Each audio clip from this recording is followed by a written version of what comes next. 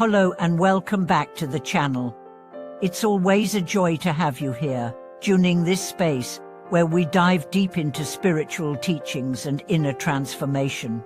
Today, we're exploring a topic that has sparked countless debates, roused skepticism, and left many practitioners confused. Can simply reciting the name of the Buddha truly eliminate karma?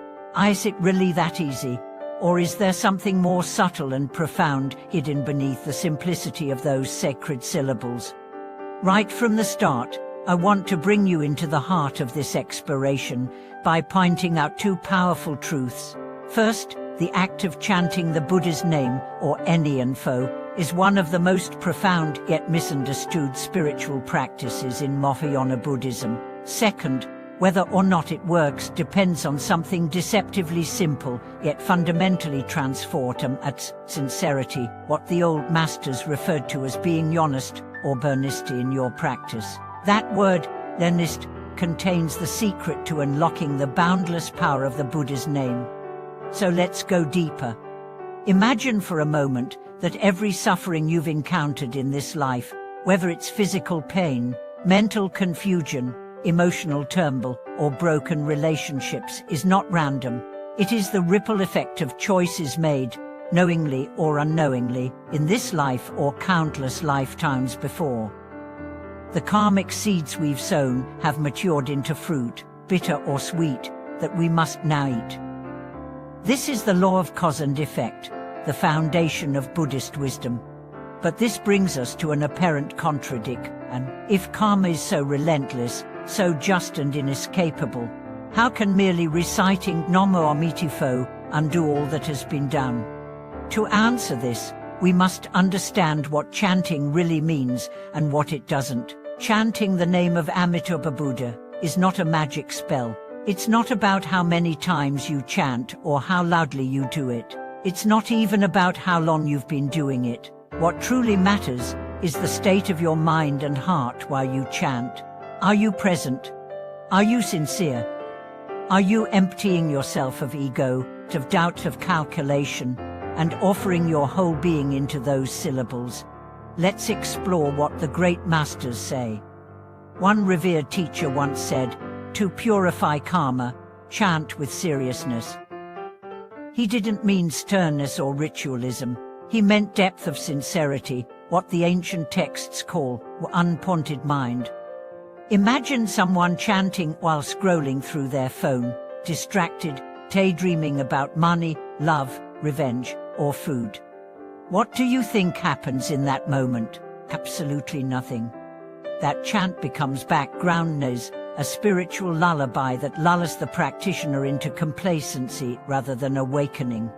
But imagine instead someone who closes their eyes, feels every breath, bows their head with each syllable, and lets go of the noise within. That chant becomes a bridge, a lifeline to a different state of being.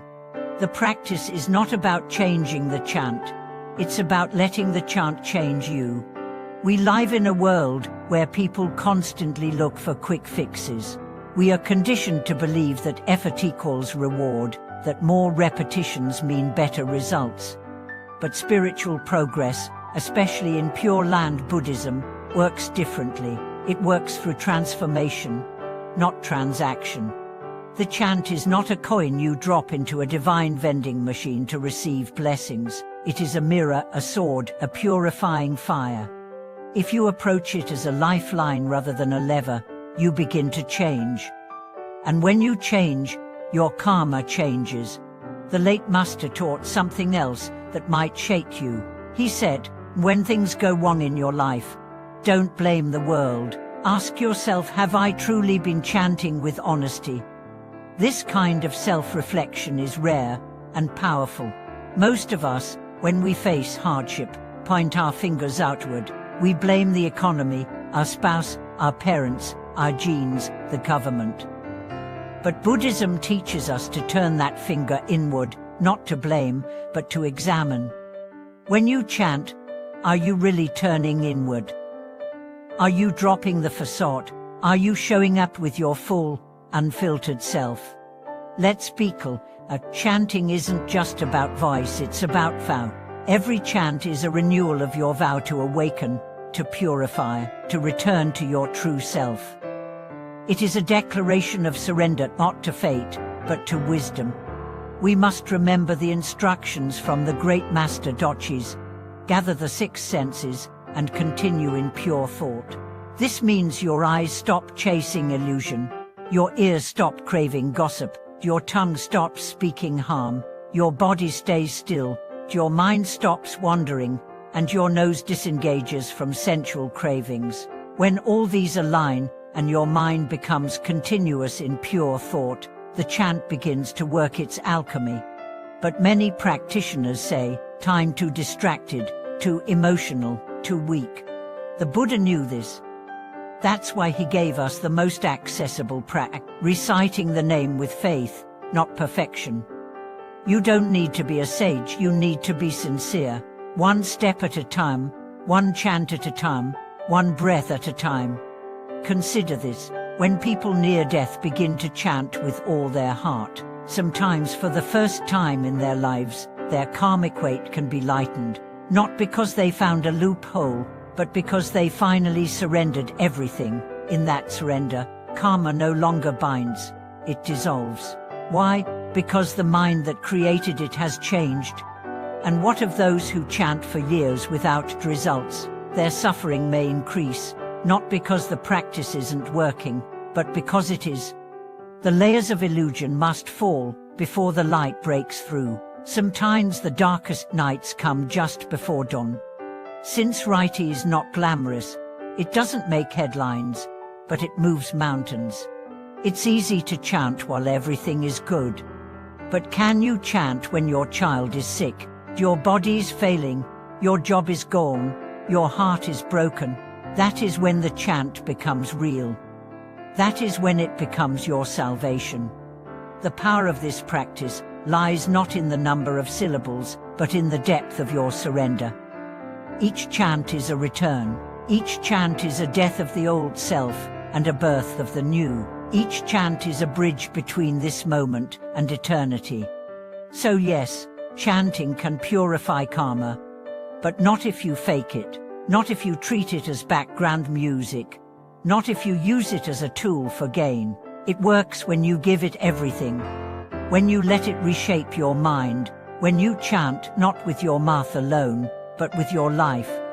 As we bring this journey to a close, take a moment to reflect. Has there ever been a time in your life when you come to something with all your heart, not out of desperation, but out of devotion?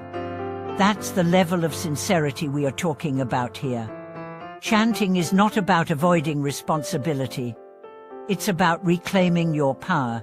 It's not about escaping karma. It's about transforming it, transcending it, returning to a state before karma began. In the end, we are not just chanting to be saved. We are chanting to remember who we truly are. Thank you for watching this video. If any part of today's journey moved you, inspired you, or helped clarify your path, I invite you to share your own experience in the comments. Have you ever felt the real power of a mantra or chant? Have you ever gone from doubt to faith? Please like, subscribe, and ring the notification bell to continue exploring these profound teachings with us. Your support keeps this channel alive and growing. Stay sincere, stay awake, and above all, stay chanting.